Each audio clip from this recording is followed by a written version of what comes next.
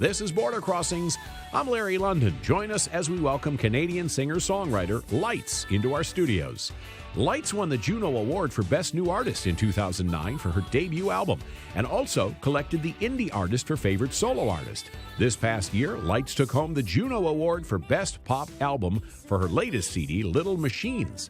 Lights is here today, and we will talk with her about her latest tour and her plans for the new year. Stay tuned to Border Crossings with Lights on the VOA Music Alley.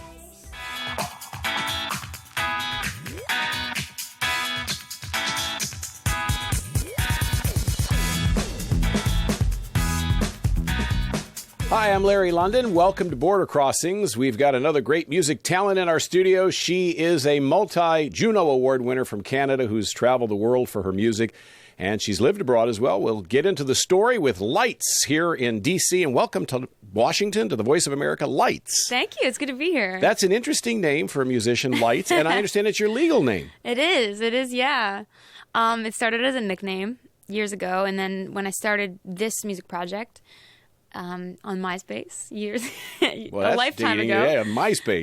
I know. I started it with that name, and then I'm not really one to go only halfway on something. And I think for me, it was like I don't want to be a different person on stage and off stage. I didn't want to have that conflict. I think that can be really hard after a while. So, made it my legal first name. And I was reading about your fans, and I guess that oftentimes they refer to them as the Cult of Lights. There's a few different names. Some people like light bulbs. I think that one's not as cool, as catchy as they call themselves Lights Army, and I think that's my favorite because they're a powerful force for sure. And so you've been writing and recording for a number of years now. I think I read 2010 you put out your first album, and it was inspired at the University of Waterloo. Well, I don't know about that, but 2009 first record came out, and wrote a lot in like Niagara Falls area. But first EP came out in 2008, so I've been doing it for a while, yeah. And you've also got your latest album, which has won the Juno this past year for the best album? Yeah, best pop album for Canada, and that was amazing. I mean, Juno is a Canadian Grammy, so that's right? Huge, right? Yeah, Cammy. I just came up with that. So you're on tour right now in the U.S. Yeah. And you do a lot of touring for your music. I guess it's a nonstop business, touring.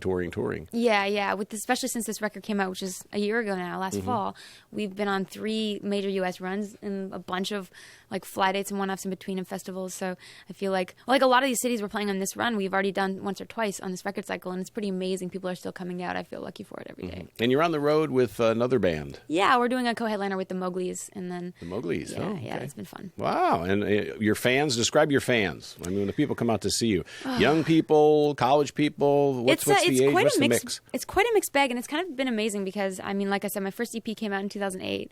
So I've had these fans that have stuck with me from the beginning who maybe started listening to my music when they were in high school, and now they're all in college, graduating college, and we've all kind of grown up together, and it's been this really surreal journey because I'm here, 7 years later, seeing the same people in the crowd that were there when we were all kids. So it's pretty cool. So it's a mixed bag. I think people were gravitated to my music because we were all kind of misfits. Like, it was a place where people could connect. My forums used to be a place where people could really find similarities where they wouldn't find similarities in other people. And so it seemed like it started out with a lot of people that didn't feel like they fit in anywhere else. So it's just like a mixed bag of like the coolest people you'll ever meet. And what drew you into music? What was it that made you decide this was the career for you? I think it's just something I've always loved. I mean, I grew up overseas, and I used to get night terrors a lot. And I was homeschooled as a result of traveling a lot. So music was always part of our curriculum, and my dad thought it was an important element of life too. And I think it is. I can get more into that. But every night when I would get scared, he would play his acoustic guitar, and it kind of made everything all good. It made me less afraid, and it made me go to sleep no problem. And I think over time I really started to understand the value of something that can do that. That's powerful enough to change the way that you perceive a moment without even existing. Music doesn't actually exist. So I think I wanted to get into that, and I wanted to learn how to write and how to like harness that power for myself, because it's kind of like magic, it's like black magic. It's crazy. It's interesting that it was therapeutic for you initially. Now, for the benefit of our international audience who may not know what night terrors are, what is a night terror? A night terror, I don't know. People that get scared at night. Nightmares. Yeah, nightmares. That catch you up. Sure, yeah. I think it's just lots of kids have those where you see things in the walls and those kind of things. And even if you don't have I have them now. Right? I know. I still do in the bus. But I, whether or not it became a career for me, music is such an important thing for young people, I think, because it has that power. And I was able to pour all of my emotional tumult into it as a young adult. Like every heartbreak and flaky boyfriend and whatever it would have been, I poured that into music. and even now I write about all the things that I'm going through, and I would probably have lost my mind a long time ago if I didn't have music to fall back on. So. And now you have a flaky husband. Yeah, he's who definitely proposed not to you right in a now. fortune cookie. He did. That's pretty amazing. That's an interesting story. He actually had to have 50 of them made because he couldn't just hoping do one. you'd open the right one. Yeah, but we open one every year now, and it was a good time. Oh, and he's a touring musician as well. A daughter. Yeah. Again with a unique name, Rocky. Yeah, Rocky's her nickname. Rocket. Yeah. Wow. She's crazy. That's beautiful. Well, Thank you got a family and you're on the road doing your thing, making music. Yeah. If you wouldn't mind doing a song for us now, I'd love to. We're gonna play a song called "Same Sea," and this is actually about that relationship where you're with someone who's never really there because you're always on opposite ends of the universe. It feels like, but I always liked the idea that you're still connected somehow. I always used to think, when we lived over in the Philippines and I would be standing in the ocean, I was like, we're still in the same water as our family in Canada, because even though we're far away, everything's still connected, and that's what this song's about. It's called "Same Sea."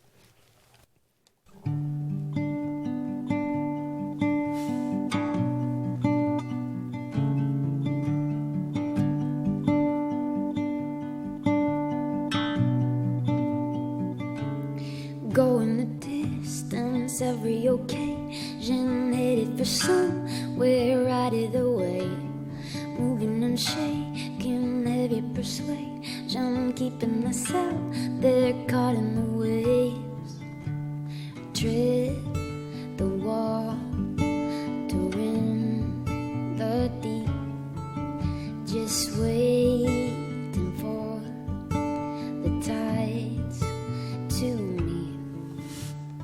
And when the currents take us out again to opposite oceans, out of the hands of safety, from the shallows to the deepest end, places we break and bend, you're the one in it with me, no matter how far we get. Oceans we are and still connect. And when the currents circle back again, they'll carry us with them to the arms of the same sea. Ooh.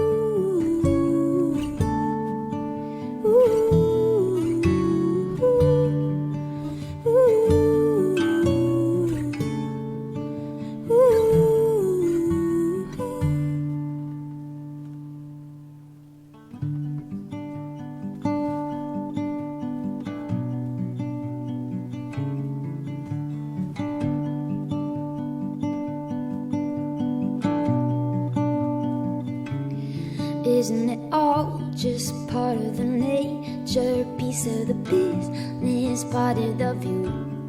Physical labor, human behavior, it's an illusion I'm passing through. No place to stand or set my feet, just waiting for the tides to meet. And when the currents take us out again to opposite oceans, out of the hands of safety, from the shallows to the deepest end, places we break and bend, you're the one in it with me, no matter how far we get. Oceans we are and still connect. And when the currents circle back again, they'll carry us with them to the arms of the same sea. Ooh.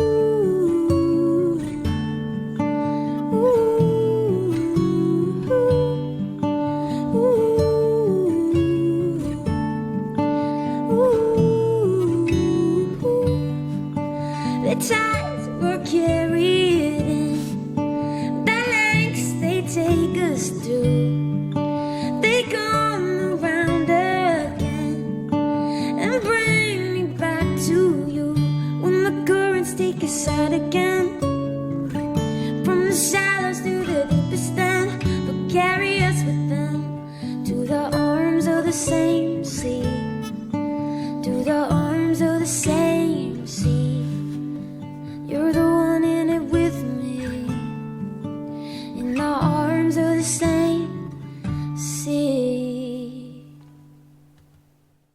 right. Lights is here on our live TV broadcast on Border Crossings, and on tour right now, Little Machines is the latest album, but you have a new album coming out. Yeah, it's a spin on Little Machines. It's kind of a stripped down, late night, acoustic-y version of it. We brought in string quartets, and there's like 6 of the songs from the record that are the least that you'd expect be able to be stripped down like that. So I wanted to surprise fans with that a little bit. And 2 unreleased, actually. And that's coming out in... It's not unconfirmed date yet, but it's coming. Early 2016. Yeah, early 2016 for sure. And names? You're tossing around names? This is the first time I'm going to be talking about it, but it's... The first time? Yeah, it's called Midnight Machines. Midnight Machines. Yeah. That's cool. Yeah. So all of our fans who are tuned in right now, you got the scoop. Yeah, you do. You're the first. You're the first. And so you'll be adding some other songs to the album as well. Can you tell us about the new songs that you're putting on the album? Yeah, there's a couple ones that no one's heard before. Actually, there was a clip of one of them on iZombie. If anybody watches that show, it's a small little clip there to give people a taste. But otherwise, yeah, no one's ever heard of these songs before. But one of them is actually one of my favorite songs I've ever written, I think. It's called Follow You Down. And I'm excited to share it. Where do you find the most joy in this business? Is it the songwriting? Is it the singing, the recording, the performing live? Where do you get the most fun? That's a good question. I think I go through phases. Like when I'm not on the road, I just want to be on the road because being on the road is incredible. Every night, what makes the experience unique is the people that come to the shows and the intimacy that you get from them and the different vibes you get from them. So that's addictive, you know. I love that a lot. It's really fulfilling. But you do need to also keep exercising the things that you need to get out of your head, and that's the music creation process and all the millions of voice memos and notes that I have in my phone. You just need to turn into something because otherwise you're just unfinished ideas, and that makes somebody go crazy. So I get a lot of joy out of writing and producing too. It's equal. It comes in phases. Do you ever go through writer's block, and what do you do to get yourself out of it? Oh yeah, definitely. I think writer's block is just self-doubt that's creeping up, and all the things you worry about just start to compact on themselves, and suddenly you don't know how to write anymore, and it feels like it's over. I was dealing with that a lot when I was writing Little Machines. In fact, it took me a year longer to make that record than any of my other records. And I think it was just a lot of like arbitrary pressures that I put on myself, expectations for a third record, kind of thing. And what I did was just kind of took the pressure off music. I just said, okay, I'm going to work on different facets of my creativity, and did poetry. I made myself write a poem every night, and some of them are horrible, but actually some of them turned into some of the songs you hear on the record. It's just verbal diarrhea, but it helps.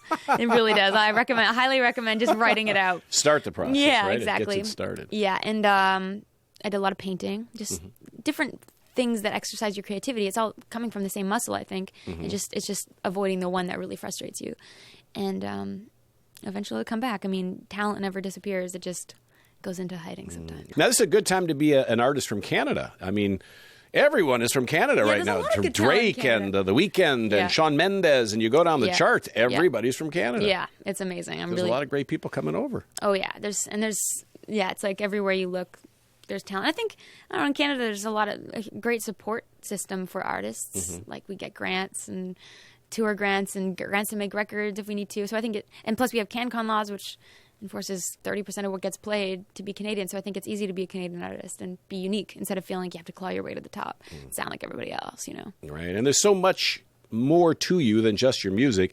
As we were talking before, you've been involved with some different charity organizations. Yeah.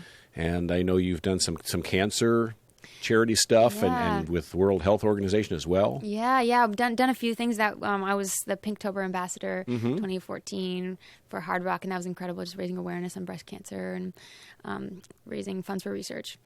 And another major thing I'm involved with is World Vision. I take World Vision out of my Canadian tours, and actually on our last tour we sponsored almost 100 kids from the Philippines from the same village.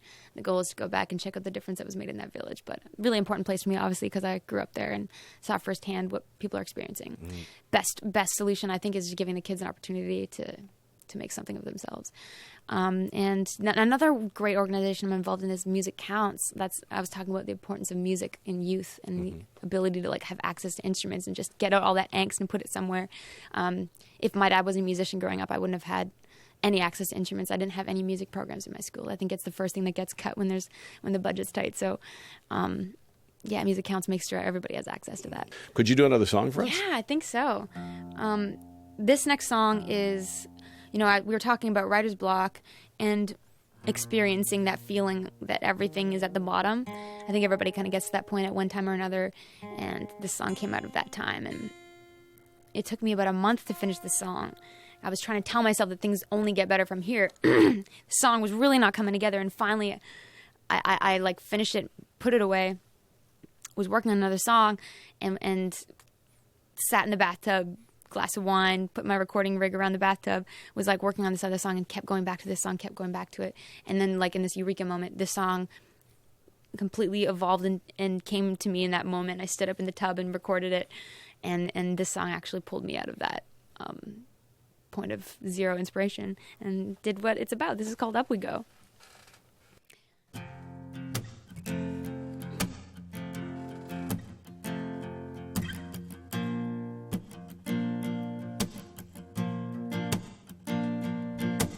Here in a familiar place, we got our heads down, and then we pretend it's 'cause the night is dark and running out of space for us to run around. But it's a dead end and money's tight, and it's been a long time of this. Something has got to give. Everyone here is ready to go. It's been a hard year, nothing to show from down this road. It's only on we go, on we go. Everyone here is ready to go. It's been a hard year, I only know from down this low. It's only up we go, up we go. Let's get on another flight, maybe set out to sea. Kick it up and shake a fist at it, 'cause death is harder to come by than it is to breathe. When you gotta make a break for it, 'cause it's been a long time of this. Something has got to give. Everyone here is ready to go. It's been a hard year, nothing to show from down this road. It's only on we go, on we go. Everyone here is ready to go. It's been a hard year, I only know from down this low. It's only up we go, up we go. Nothing gives easy, easy gives nothing. I'm just trying to keep income coming, and darn it, bound to break when the night is done. Always darker days before brighter ones. Oh, oh. Everyone is ready to go. It's been a hard year, nothing to show from down this road. It's only on we go, on we go. Everyone is ready to go. It's been a hard year, I only know from down this low. It's only up we go, up we go. Great. Lights here on the Border Crossings. Up we go. How did you go from the bathtub to having two wrestlers alongside of you for that song? What's going on with the song? Oh, I know. That video is insane. I think for me, when I went to the director, I was just like, okay, I want a one-take video because we've done one before. I know we can do it, Let's do a one-take video with lots of chaos. You take it from here. And like when he brought the treatment back, it was like so much crazy stuff happening. And it was amazing. And I was like, if you can make this work, that would be incredible. And it took 14 hours to get a 3-minute video, but it was all one take, and it was tons of moving parts. I mean, there were people opening the elevator doors. There was the wrestlers coming in, the band coming in and out. We had 20 fans come in for 20 seconds. We had just a million moving parts, and I can't believe we made it work, but it was quite a feat. If anyone hasn't seen it, you got to go watch it. You started off, I think, or you were supposed to start off with Sony initially a long time ago. That was one of the early things that it was supposed to happen. I don't know if it ever did happen, but you ended up as an indie who has earned a lot of awards as an indie artist. Well, what happened was I was signed to a development deal when I was 15, and that was as the music industry was evolving, as it usually is. And when Sony merged with another label, we kind of lost our champions there, so that development deal fell through, but I was signed publishing. So I ended up getting signed to a publishing deal when I was 17. And I was writing for TV shows and all kinds of different things, but all the while keeping the best songs for myself.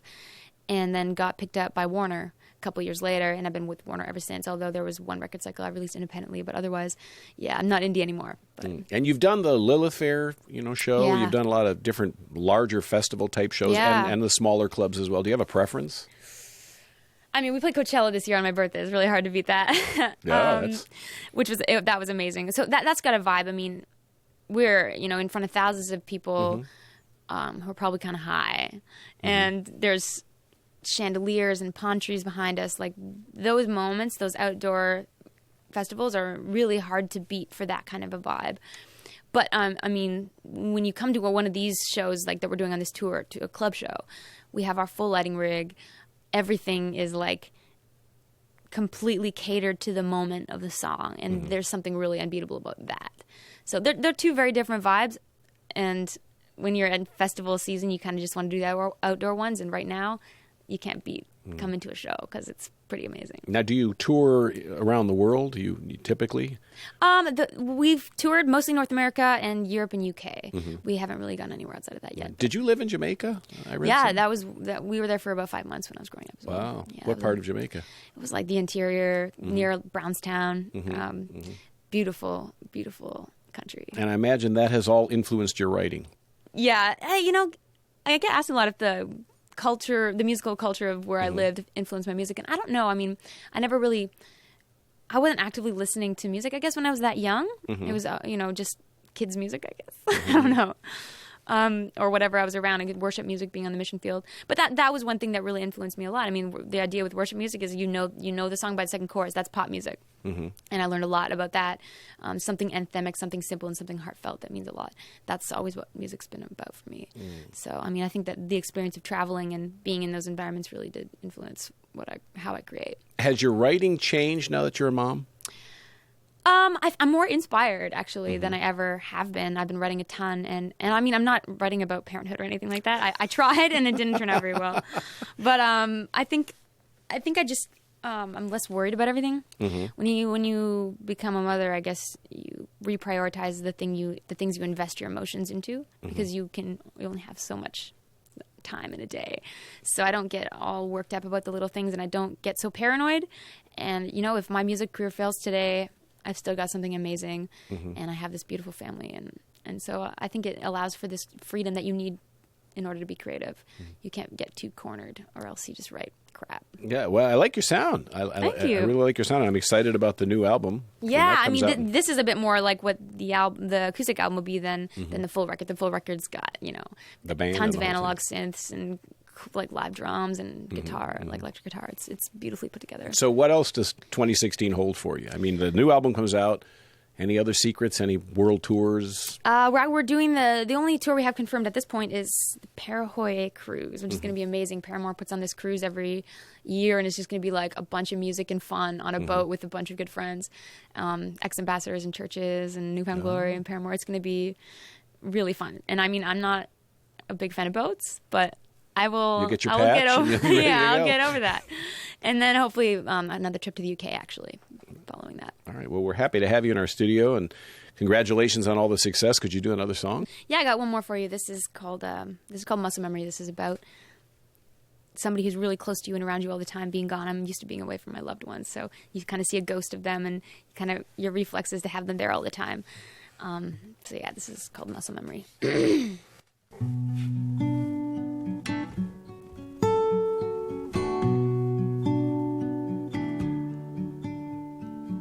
After having spent the past year waiting for the next time I can get you close, I grew used to being back here like a chorus in rhyme, soldier at his post. You call and I respond, the sparrow in the song. I miss you when you're gone. When I am alone, I see you in the dark. I duck into the empty like you were with me. Started on a cold night, felt you in the low light, noticing my reflex taking over me. I see you when I reach muscle memory. Again, off into the next fall. I am on the back steps, trying to let you in. See you standing in the front hall. Maybe this is madness underneath my skin. Guess love is our response to the body it haunts, and we do what it wants. When I am alone, I see you in the dark. I duck into the empty like you were with me.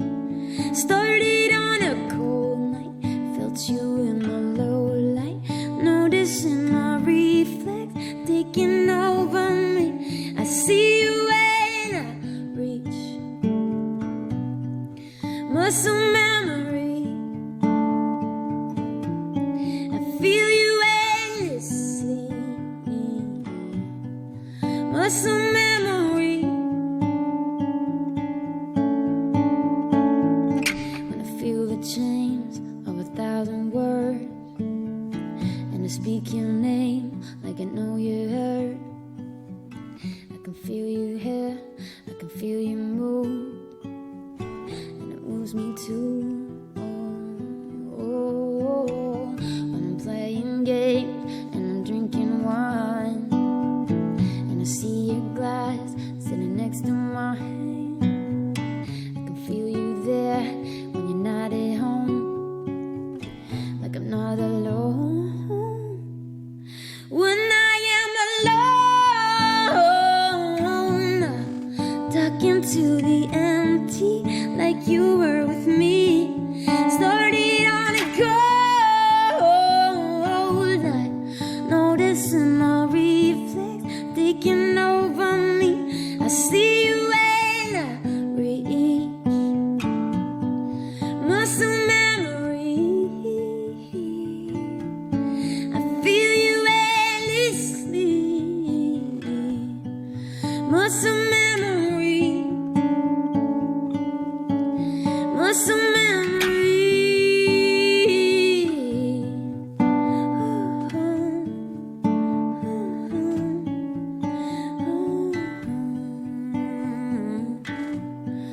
Muscle memory, muscle memory. Gorgeous. Gorgeous. Thank you. Very, very nice. Lights is our guest. Little Machines is the latest album. Of course, the new one coming out in March. And for all the light bulbs around the world, make sure you get a copy. Where can people reach out to you, your social media sites and whatnot? All the social meds is just Lights. Twitter.com/Lights, Facebook.com/Lights, Instagram.com/Lights. All right. Well, would you put a shout out to all your fans that you were here so that they can find you? Hey, come to the shows. Mm-hmm. We'll have lots more touring coming. Hopefully we'll make it overseas to the people that are in the far reaches of the universe listening to this. And love you guys so much. And yeah, all the details, all the tour dates are iamlights.com. All right. Thank you, Lights. Thank you. This is Border Crossings. My name's Larry London. Thanks for watching.